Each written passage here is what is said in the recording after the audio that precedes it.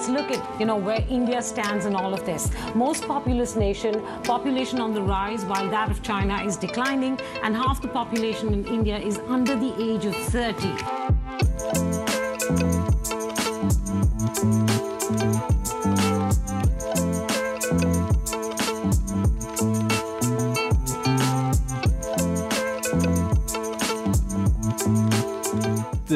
The population of the planet is shifting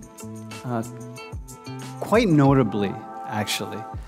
And it's worth taking note of because it really has an impact on what the future is going to look like. And now, not for me, because, for me, I'll be dead soon enough.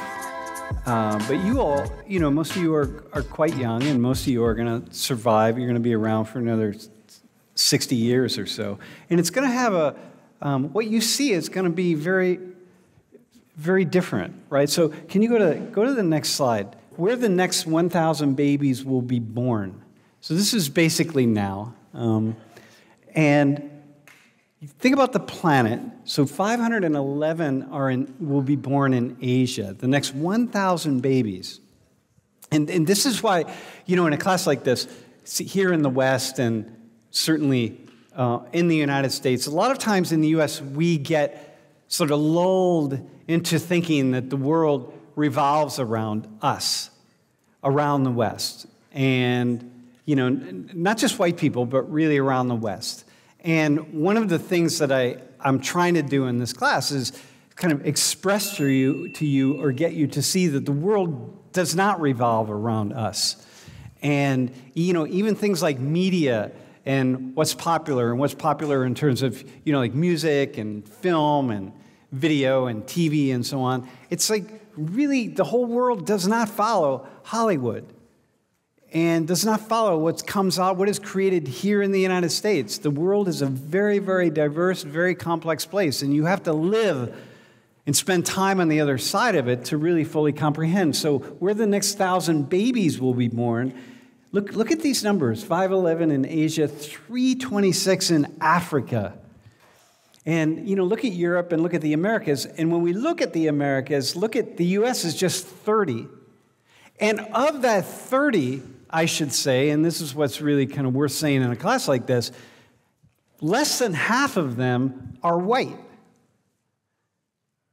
Because the birth rate among white Americans is lower than other Americans. And so same in Europe. So we look at France and Germany and the UK and Italy, like how many of those babies, 6 out of 1,000 will be born in France, where the next 1,000 babies are born at any moment, 6 in Germany. But of those babies, a good percentage of them are not white either.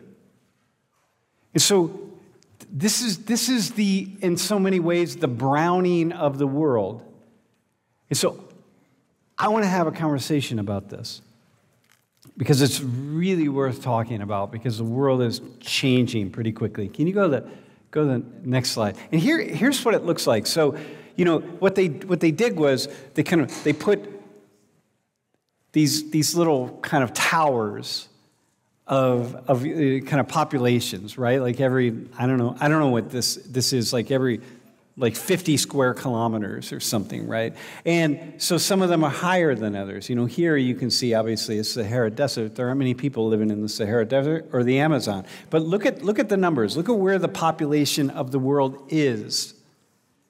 And sometimes this is a really nice graph to have a kind of a vision for these people's lives in India and in Pakistan and in China and in Malaysia and the Philippines and so on. These people's lives are not revolving around the things that we here in the United States imagine to be really important. The TikTok videos that you're watching, the people that you follow on TikTok are really uninteresting to the vast majority of the world's population. They're watching other videos.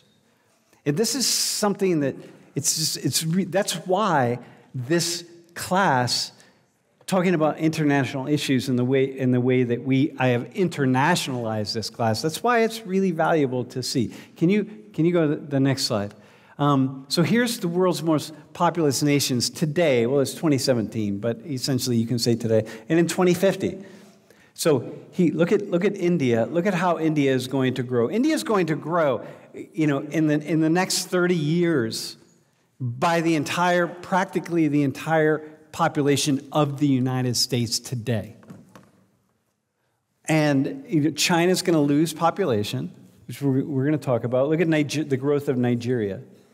Right, Nigeria will be the third largest country in the world.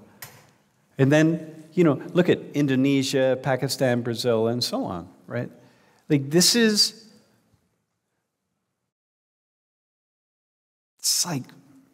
why I'm often saying, if you really are interested in understanding the world, you got to go to the other side of it and see what it is that other people are seeing. Because that's where folks are. Go to the next slide. So what in this kind of turquoise color here, this is the percentage of the population under the age of 15, and the darker one is the percentage of the population over the age of 65. So it's how young and how old is your population. And look at Africa here. 40% of the continent of Africa, now mind you, it's different in every country, but 40% is under the age of 15 versus 3% over the age of 65. Yo, man, just hold that a second. Just hold that. And look at Europe. Europe's an aging population. Look at the United States, an aging population.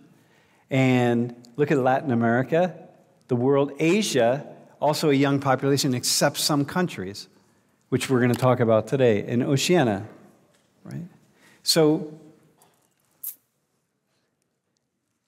it makes me think, if I want to imagine the future, if I'm in finance, those of you who are in finance and you want to go to Wall Street, you want to make a lot of money, you want to do whatever you want to do, look to Africa, man. Look to India. What's going on there? You can't have that many young people and not have dynamic growth and exchange. Like you can't. You look to Africa. You look to the places where the growth and the change are going to happen. Utterly fat. Look to the Middle East. Right? So we have this idea of Europe and North America. It's like that's the center of power in the world. It's not going to be the center. It's not the center of power of the next century. The center of power is where people are. So it's just it's a different way to see things, right?